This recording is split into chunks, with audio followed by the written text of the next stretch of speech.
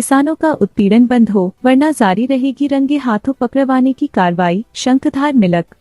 भारतीय किसान संघ रामपुर के जिला अध्यक्ष आदेश शंखधार ने स्पष्ट रूप से कहा है कि जनपद रामपुर में कुछ ऐसे अधिकारी और कर्मचारी अपने पदों पर जमे हुए हैं तथा सरकारी कार्यालयों में निजी तौर पर प्राइवेट कर्मचारियों को बैठाकर किसानों को खूब लूट रहे हैं, जबकि उत्तर प्रदेश सरकार ने साफ तौर पर कहा कि किसी भी कार्यालय में कोई भी प्राइवेट कर्मचारी कार्य नहीं करेगा, लेकिन जनपद रामपुर में इस आदेश का पालन नहीं किया जा रहा है। नमस्कार, मैं आदेश शंखधार, जिला अध्यक्ष भारतीय किसान संघ रामपुर। एक आग्रह अपने किसान भाइयों से और जिला प्रशासन रामपुर से, दोनों से ही आज एक आग्रह करने के लिए विशेष तौर पर एक संदेश देने की कोशिश है। सबसे पहले तो अपने जिला प्रशासन से एक आग्रह करूंगा कि जनपद में जितनी भी तहसीलें हैं,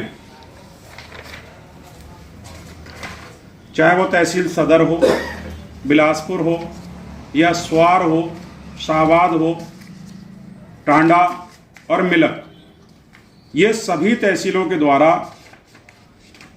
हमें एक पत्र 9 सितंबर 2022 को श्रीमान अपर जिलाधिकारी महोदय रामपुर से प्राप्त हुए हैं और ये मेरे नाम से ही पत्र आए हैं कि हमारी किसी भी तहसील में कोई भी प्राइवेट कर्मचारी किसी भी कार्यालय में कार्य नहीं करता है।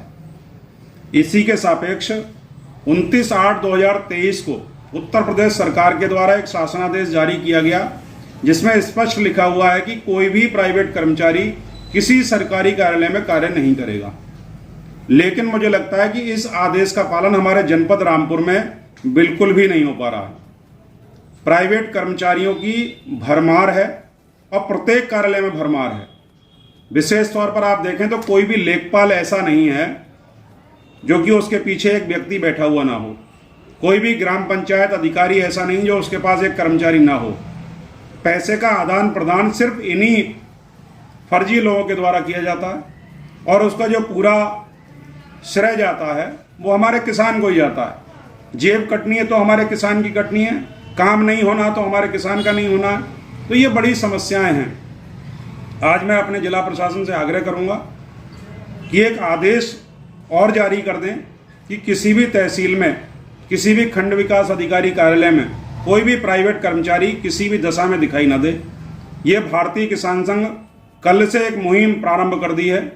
अगर हमें कोई भी प्राइवेट कर्मचारी कहीं दिखाई देगा, उसका हम फोटो और वीडियो करेंगे और डायरेक्ट श्रीमान जिलाधिकारी महोदय के व्हाट्सएप नंबर पर भेजने का काम भारतीय किसान संघ द्वारा किया जाएगा।